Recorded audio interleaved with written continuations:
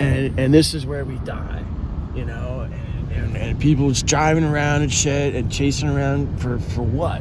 It just seems like I don't know. I had this ideological view when I was a young man of wandering through the jungle, chasing after my food and discovering wildlife and living this nomadic lifestyle of a nomadic tribesman in the forest, if you can imagine, and all the different sensory pleasures you'd experience living in such a way, as opposed to this lifestyle. One would have to completely detach, and I tried to do that, but you need to have money to survive. And now, sadly, even the people who once were able to do that can no longer do that because of all this shit. And it's like, what if one day, you know, all of a sudden, we had to respect nature and stop using fossil fuels and revert back to a world where there was more of a harmony and sustainability with all creatures and living things, you know. That would be interesting. And instead of us being bound by Earth like this, Earth travel, just like a bird can fly, you know, it's like, I want to go to point A, point B. How cool would it be to just jump up in the air, flap your wings, and go there? You know, we're not that far off, folks, from being able to generate that type of biology even within our own bodies. You know, it's scary as it seems. It wouldn't be too far off for us to develop appendages that are like wings that enable us to fly, and micro propulsion engines, like really small, powered by fusion, that propel us, you know, like you know, literally like jetpacks coming out of our fingertips, like you see the dudes that fly already with these engines. You know, it's like you can now even think about molecular manipulation, gravitational field manipulation, where you know, it is quite possible, if you want to think about how you travel faster than the speed of light if you manipulate matter. You know, it's interesting, and I think that we're on the cusp of a new era of information sharing. It's the age of information being shared around the world. Now it's up to humanity to say, wow, you know, look at that, let's do it this way before evil takes over and greed, you know.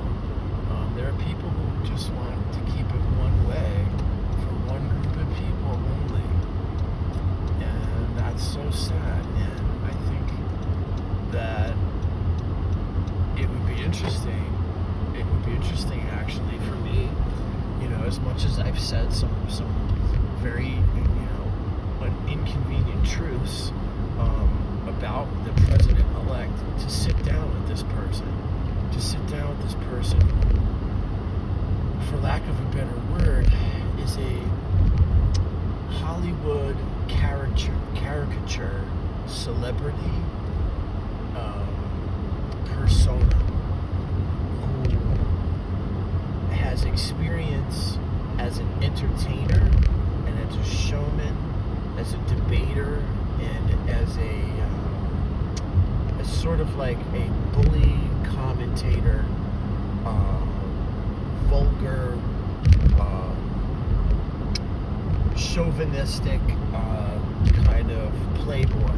And Donald Trump was on the Howard Stern show doing the exact same thing he does now, and look where it got him. It got him all the way to the President of the United States. So the weirdness surrounding that is just phenomenal, because he probably only has a limited amount of control over certain things, but it's the people around him who are able to manipulate this person and sit down with him that are probably like right now they said that Facebook is not going to censor so much on Instagram. They're going to have this new policy because they sat down with Trump, and you gotta really wonder, did Zuckerberg just bow down to somebody and sacrifice his rights as the owner of a company to somebody's authoritarian views over misinformation, the spread of misinformation, and to not fact check something. I mean, that's freedom of speech is free, but if you yell fire in a crowded movie theater, that's not allowed because that's endangering people. That's misinformation that's used for harm. So why wouldn't you fact check something like that? If it's a crowded theater with people in it, you don't yell fire and incite a stampede and a riot and cause chaos. That's not freedom of speech. That's an abuse. Okay?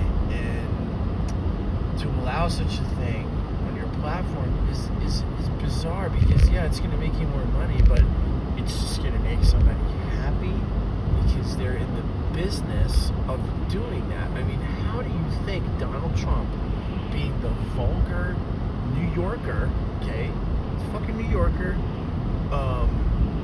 convinced the ultra right-wing conservatives that he's Jesus's, appointed president? You know how he did that?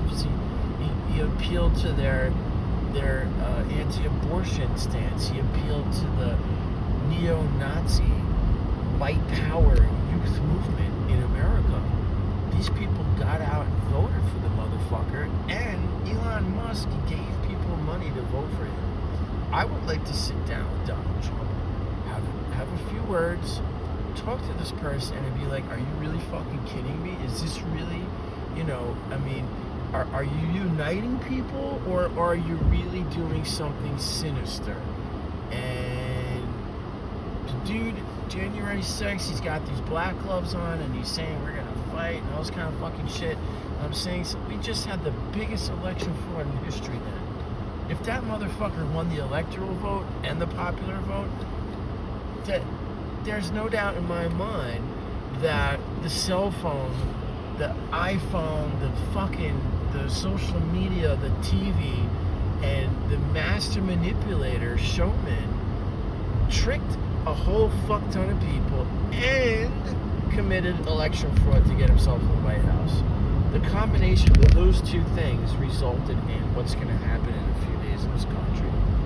And I'm trying not to think about it, but you think about worst case scenario, like what could happen. Well, look at Lex Friedman. Lex Friedman sat down and interviewed Donald Trump, and all you can interview him and ask him is about his stances on fucking marijuana. And you don't hear a peep about Bloomberg, who also ran for president, who was a Republican. I mean, you don't really hear much of a point of view and opinion. It's as if people are now in fear of Trump, and that's scary. That's a